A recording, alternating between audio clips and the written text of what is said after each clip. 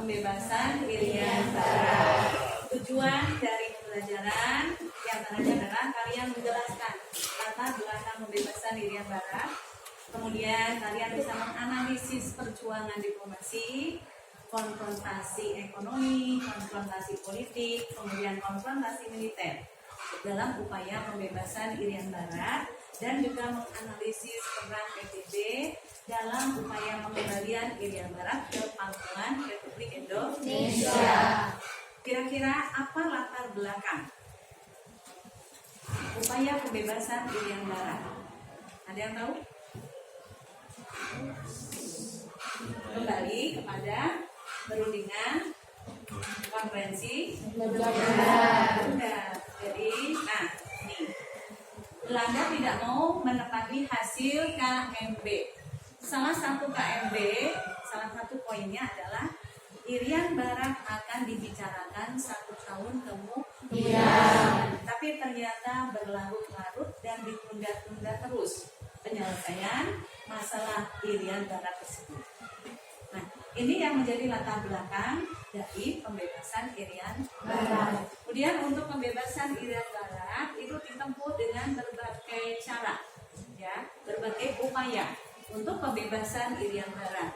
Upaya yang pertama adalah upaya diplomasi. Upaya yang kedua adalah konfrontasi ekonomi. Kemudian, konfrontasi politik, konfrontasi militer, ada PBB, dan juga dengan adanya penentuan pendapat rakyat atau PBRA. Kita akan bahas satu persatu dari upaya diplomasi. Ya. Upaya diplomasi yang ditempuh oleh Indonesia untuk membebaskan Irian Barat. Ini upaya diplomasi. Kalau dilihat gambar ini adalah gambar dari bagus, Konferensi Asia Afrika. Jadi memang salah satu upayanya adalah melalui Konferensi Asia Afrika. Kalau kita lihat di sini, pertama adalah ditempuh konferensi tingkat menteri antara pihak Indonesia dengan pihak Belanda. Ya. Nah, ini kemudian berhasil dibentuk komisi untuk menyelidiki masalah Irian Barat. Komisi ini nanti melaporkan pada konferensi tingkat menteri. Tapi ini tidak berhasil. Ya, belum berhasil menyelesaikan masalah Irian Barat. Kemudian untuk bisa meraih dukungan ketika Indonesia melaksanakan konferensi Asia Afrika di Bandung, ya, dengan negara-negara pemerkasanya ada 5, tentu kalian masih ingat. Pada saat itulah Indonesia mengemukakan dan meminta dukungan mengenai upaya pengembalian Irian Barat ke pangkuan Indonesia. Kemudian ternyata memang hadirin pada masa konferensi Asia Afrika itu mendukung upaya Indonesia. Selain melalui konferensi Asia Afrika, juga melalui pembatalan perundingan KMB. Jadi perundingan KMB yang poin-poinnya diantaranya adalah mengenai Irian Barat akan dibahas 1 tahun berikutnya dan seterusnya, itu secara sepihak oleh Indonesia dibatalkan dengan melalui Undang-Undang Nomor 13 Tahun 1956 yang isinya di sana adalah hubungan antara Indonesia Belanda adalah hubungan normal sebagai negara yang sama-sama berdaulat. Itu, ya. Berikutnya adalah melalui PBB, ya. Jadi Indonesia juga mengangkat masalah Irian Barat dalam sidang umum PBB sampai tahun 1960, tapi melalui PBB ini belum berhasil. Betul, ya. Jadi upaya diplomasi belum berhasil. Kemudian ditempuh upaya yang lain, yaitu upaya konfrontasi. Konfrontasi yang pertama adalah konfrontasi politik. Konfrontasi politik ini meliputi beberapa hal, diantaranya adalah Indonesia membatalkan hasil KMB seperti tadi yang sudah dibahas berdasar pada Undang-Undang Nomor 13 1956. Kemudian pembentukan pemerintahan sementara. Pemerintah Republik Indonesia membentuk pemerintahan sementara untuk Irian Barat, ya, yang meliputi beberapa wilayah di Maluku Utara dan juga Irian bagian barat. Ibu kotanya di Swaziland pada tanggal 17 Agustus 1956. Sebagai gubernur pertama yang diangkat adalah Zainal Abidin Shah. Ini Sultan Tidore diangkat menjadi gubernur Irian Barat. Mungkin muncul pertanyaan lah, kok kan Sultan Tidore kenapa diangkat menjadi gubernur Irian Barat? Karena memang sebenarnya sejak pertumbuhan Islam, Tidore itu membentuk Uli Siwa dan wilayahnya diantaranya adalah termasuk wilayah di Irian Barat. Itu, ya. Kemudian itu upaya politik dan juga pemutusan hubungan konsulat 5 Desember 1957. Jadi pemerintah Indonesia mengeluarkan keputusan agar konsul jenderal Belanda di Indonesia tidak melakukan aktivitas apapun. Itu keputusan itu disimpulkan sebagai keputusan hubungan konsulat. Dan terakhir 17 Agustus 1960 pemerintah Indonesia memutuskan hubungan dengan Belanda. Pemutusan hubungan dengan Belanda ini antara lain adalah ya udah nggak ada hubungan diplomatik sama sekali. Berarti sudah mulai lebih genting, ya, sengketa antara Indonesia dengan Belanda mengenai Irian Barat. Berikutnya, karena belum berhasil juga ditemukan konfrontasi di bidang ekonomi. Di bidang ekonomi, diantaranya adalah dengan adanya aksi mogok para buruh yang bekerja di perusahaan-perusahaan Belanda. Mereka mogok tidak bekerja, ya. Jadi tidak melakukan pekerjaan sebagaimana biasanya. Kemudian juga dibatalkannya utang-utang Indonesia kepada Belanda. Ya, jadi apa yang dianggap hutang oleh Belanda dari pihak Indonesia, pihak Indonesia mengatakan batal, kami tidak berhutang. Ya, berikutnya adalah menasionalisasi perusahaan-perusahaan Belanda. Di antaranya adalah NHM ini diganti menjadi Bank Dagang Negara, kemudian Bank Eskonto, maskapai penerbangan Belanda KLM, dan perusahaan pelayaran NHM. Jadi NHM ini diambil alih menjadi milik Indonesia. Ya, masih ada lagi. Ya. Ada lagi masih terkait dengan konfrontasi ekonomi, tidak ada di sini, tapi perlu ditambahkan. Indonesia juga melarang beredarnya terbitan-terbitan berbahasa Belanda. Nggak boleh beredar di Indonesia.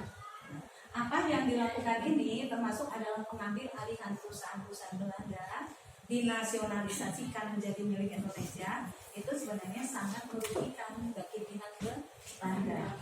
Dan itu memang salah satu cara yang ditempuh agar Belanda mau menyerahkan Irian Barat, mengembalikan Irian Barat kepada Indonesia, tapi ternyata belum berhasil juga.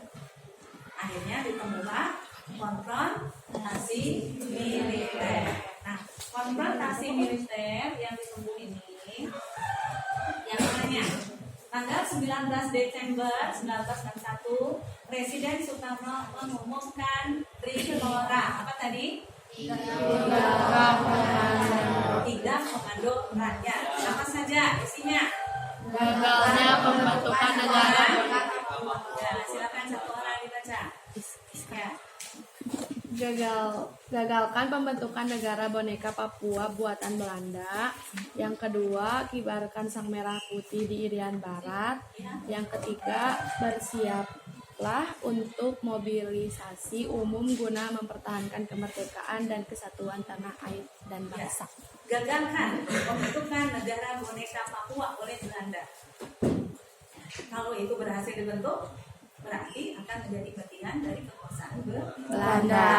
Dan kibarkan bendera merah putih di Irian Barat, wilayah Republik Indonesia, dan bersiap mobilisasi mempertahankan kedaulatan dan keutuhan tanah air Indonesia. Ini ibu beri tanda biru 19 Desember. Karena ini adalah tanggal 19 Desember, ini sesuatu yang beberapa kali terjadi peristiwa. Ketika Sultan Agung dari Kerajaan Mataram mengirimkan tentara ke Batavia untuk mengusir Belanda dari Batavia tanggal 19 Desember 1828. Kemudian pada tanggal 19 Desember 1948 Belanda melakukan agresi militer kedua ke Yogyakarta dan berhasil menguasai ibu kota Indonesia pada waktu itu. Jadi dipilihnya tanggal 19 Desember ini juga untuk memberikan efek ya psikologis agar bangsa Indonesia semakin semangat untuk kembali ya mengambil Irian Barat, Kesatuan Republik Indonesia. Kemudian Trikora ditindaklanjuti, nah itu adalah gambar dari ketika Soekarno mengumumkan Trikora, ditindaklanjuti dengan membentuk Komando Mandala Pembebasan Irian Barat. Komando Mandala Pembebasan Irian Barat ini dipimpin oleh Panglima Komando Mayor Jenderal Soeharto. Kemudian beberapa tahapan yang dilakukan dalam operasi militer ini ada tahapan infiltrasi, ada tahapan eksploitasi, ada tahapan konsolidasi. Infiltrasi itu berarti berusaha menyusup untuk membuka ya, jadi sebagai pembuka nanti untuk serangan yang lebih besar. Kemudian eksploitasi itu penyerangan ke pusat-pusat kekuatan lawan di Irian Barat. Konsolidasi adalah mendirikan pemerintahan Indonesia di Irian Barat. Jadi mengukuhkan. Tadi kan ada pemerintahan sementara ya. Nah, nanti ada pengukuhan pemerintahan daerah Irian Barat merupakan bagian dari Republik Indonesia. Itu. Kemudian, dikirimkan ya pasukan TNI dikerahkan melalui berbagai operasi militer di Irian Barat. Ini terkait dengan Komando Mandala tadi, dan memang tidak bisa dipungkiri bahwa ada korban yang jatuh pada saat itu, yaitu ketika 3 kapal Republik Indonesia, KRI Macan Tutul, KRI Macan Kumbang, dan KRI Harimau dikirim untuk melakukan, jadi untuk mengawasi dulu, untuk melihat-lihat kondisinya bagaimana nanti dalam mengatur strategi penyerangan. Ternyata mereka diketahui oleh tentara Belanda, dan dengan diketahuinya mereka diserang. Satu dari kapal itu ditenggelamkan, yaitu KRI Macan Tutul. Wafat sebagai korban di Laut Arafura, yaitu Komodor Yosudarso, namanya Komodor Yosudarso, dan juga satu lagi adalah Kapten Wiratno. Ada yang sudah baca, alhamdulillah.